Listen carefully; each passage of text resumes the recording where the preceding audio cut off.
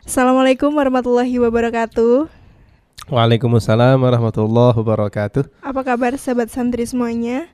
Alhamdulillah Selamat baik. datang di podcast Suara Tebu Ireng. Kali ini bersama saya Diva Widya Apsara. Kita sudah kedatangan narasumber Mas Robi Al-Bukhari, salah satu santri Tebu Ireng yang berasal dari Sumatera, lebih tepatnya Bengkulu.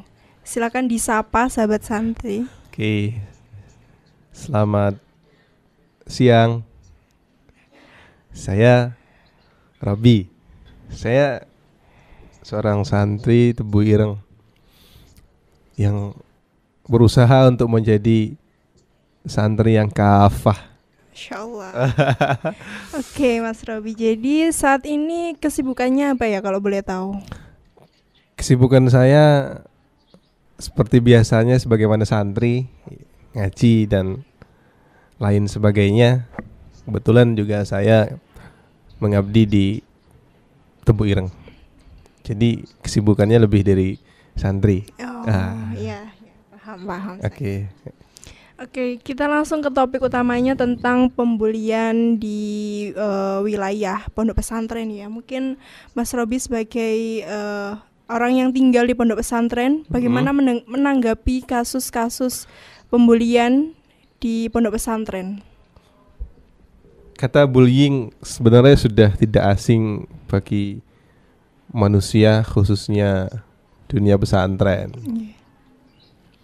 Karena di dalam pesantren itu isinya manusia, sejagat manusia.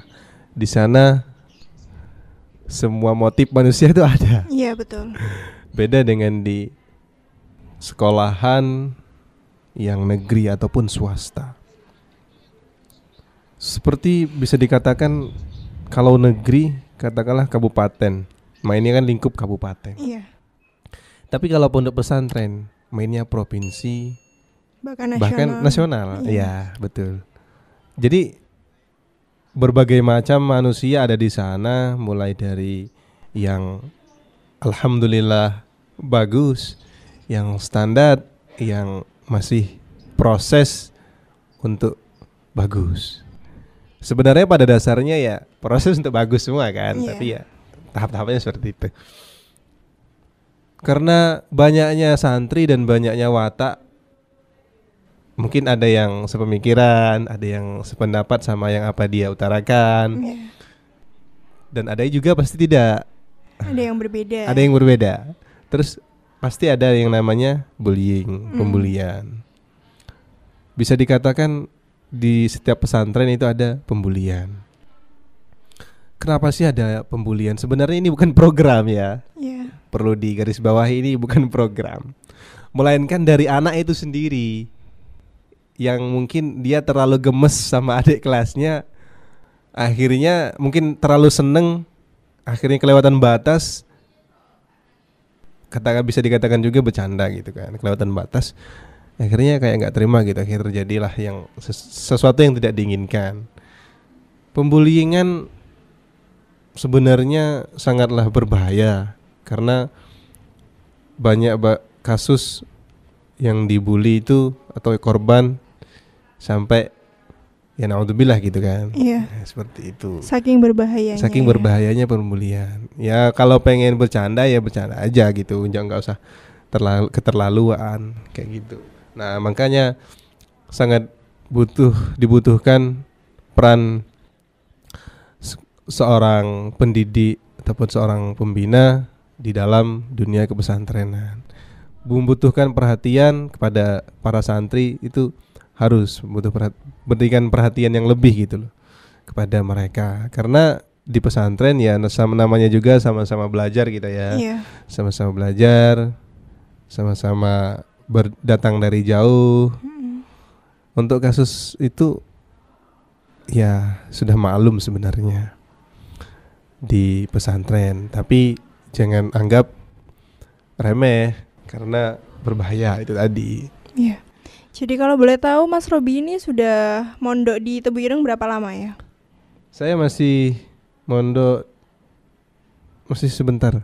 Sebentarnya itu berapa tahun? Saya alhamdulillah sudah berjalan 8 tahun. Masya Allah. Saya berangkat dari si Bengkulu itu seminggu sebelum puasa. Oh. Masih ingat saya, tanggal 13 bulan Juni 2015. Sudah lama sekali. Iya, sudah lama. Sekarang udah mau bulan Juni lagi kan? Iya, betul. Ya tentu di dalam dunia pesantren dengan tidak dunia pesantren itu beda, Kak Diva. Iya. Iya. Mungkin kan Kak Diva juga alumni pesantren. Oh, tidak, saya belum pernah mondok, tapi saya punya keinginan untuk mondok. Mungkin next suatu saat saya Oh, siap. mau cari tempat yang tepat. Oh. Jadi sudah kurang lebih 8 tahun ya di Iya. Pondok Pesantren Tebu Ireng ini. Mungkin banyak banget hal yang sudah dilewati Mas Robi selama tinggal di Tebu Ireng. Oh, banyak sekali. Nah, mungkin punya pengalaman tentang pembulian juga atau bagaimana?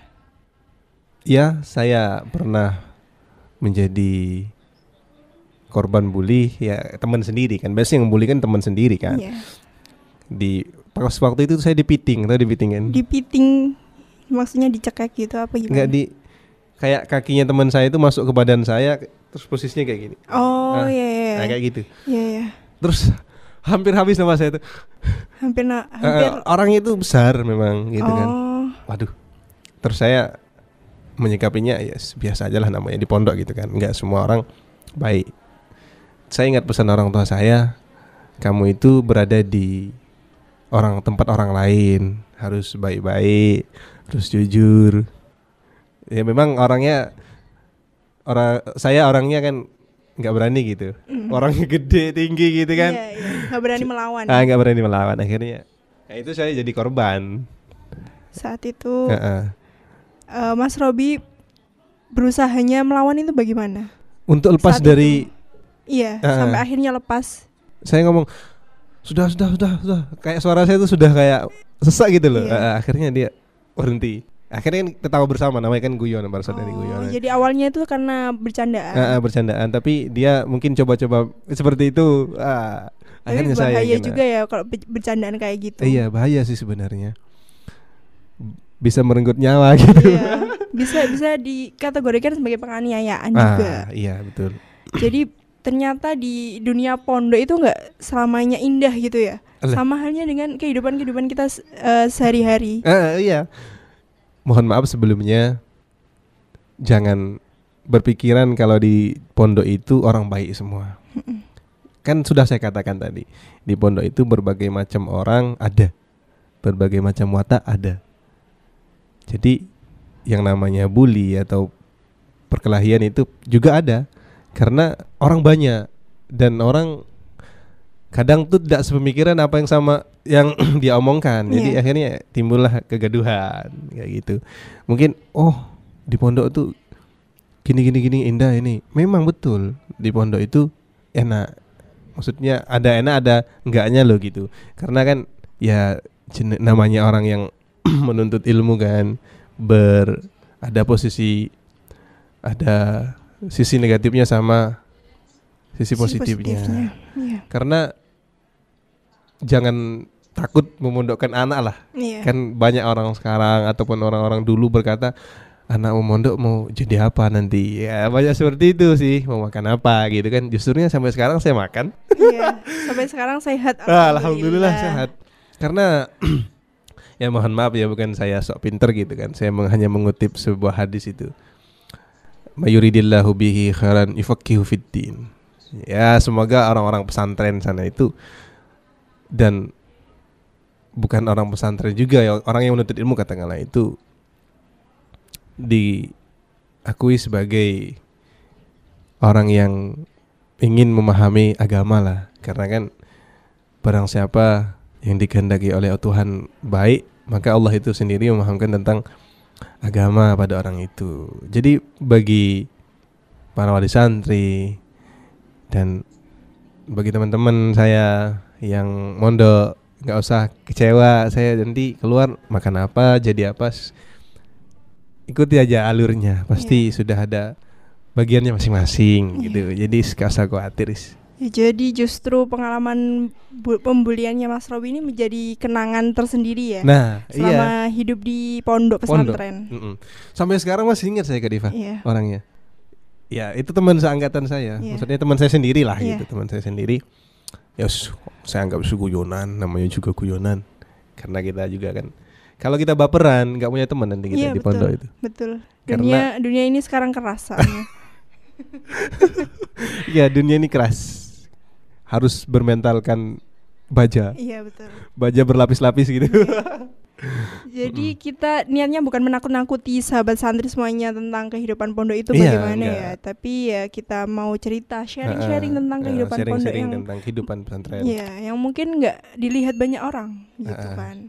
Jadi mungkin Mas Robi bisa kasih pesan-pesan buat sahabat santri, buat orang tua yang mau memondokkan putra-putrinya, terutama di Pondok Pesantren Tebu Ireng. Zaman sekarang ini banyak pondok pesantren di mana-mana. Iya. Tapi sedikit sekali pondok pesantren yang sanadnya itu jelas.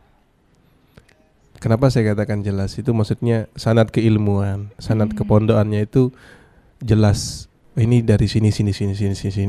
Sebenarnya sih nggak harus di Tebu Ireng, dimanapun boleh. Tapi yang penting, catatan yang paling penting kalau pengen mondok, pertama itu siapkan matang. Ya baik tenaga dan pikirannya juga gitu kan. Karena di pondok itu banyak hafalan, banyak sekali hafalannya. Hafalin kita, hafalin Quran juga kan ada itu. Nah, pada saat ini mohon maaf banyak orang yang berkedok niku apa? Pesantren, tapi di dalamnya kadang ke politik, menyalahgunakan. Jadi pesantren itu menjadi alat untuk berpolitikan, itu sangat tidak diinginkan sebenarnya. Terus yang naudzubillah lagi malahan kasus-kasus yang gitu kan, sudah. Ya itu makanya yang jangan sensitif sekali, jangan sampai salah mondok dan salah memondokkan anak. Katakanlah gratis ataupun tertarik dengan kemegahannya, jangan tertarik dengan kemegahan dan kegratisan. Memang ilmu itu mahal, gak ada yang ilmu itu murah. Kalau murah ya mohon maaf ya, kita kadang buang kotoran aja bayar gitu kan. Apalagi ilmu, masa kita mau cari yang kayak ya murah gitu. Ya tetap semangat untuk teman-teman santri dan juga para wali santri memondokkan anaknya, tetap dibiayai karena mereka adalah harapan kedepannya gitu kan. Kita nih pemuda-pemuda harapan kedepannya sih sebenarnya. Saya berkaca di gedung DPR gitu kan, Soeharto lengser itu bukan karena bawahannya, bukan karena dukun, bukan karena MPR. Soeharto lengser itu karena mahasiswa. Bukan saya mengkaitkan ini, bukan ya, tetapi jadi kegigihan ataupun kekuatan seorang pemuda sangat dahsyat sekali. Ya, seperti itu, bayangannya seperti itu. Karena santri juga kan subhanul yaum rijalul ghad. Pemuda hari ini pemimpin di hari esok gitu kan. Kayak gitu. Ya, jadi apa yang disampaikan Mas Robi tadi sangat bermanfaat ya. Semoga sangat bermanfaat untuk sahabat santri semuanya yang mau memondokkan saudaranya, anaknya, adiknya atau siapapun itu. Biar pengalaman Mas Robi tadi bisa jadi gambaran umum lah tentang kehidupan di pondok pesantren gitu kan. Ya, mungkin ada pesan-pesan lagi buat sahabat santri Mas Robi? Nggak ada sih kayaknya Kak Diva. Sudah cukup itu aja. Ya baik, kalau begitu kami mohon maaf bila ada salah-salah kata. Terima kasih banyak atas waktunya Mas Robi sudah datang di program podcast Suara Tebu Ireng kali ini. Saya Diva Vidya undur diri. Terima kasih. Wassalamualaikum warahmatullahi wabarakatuh. Waalaikumsalam warahmatullahi wabarakatuh.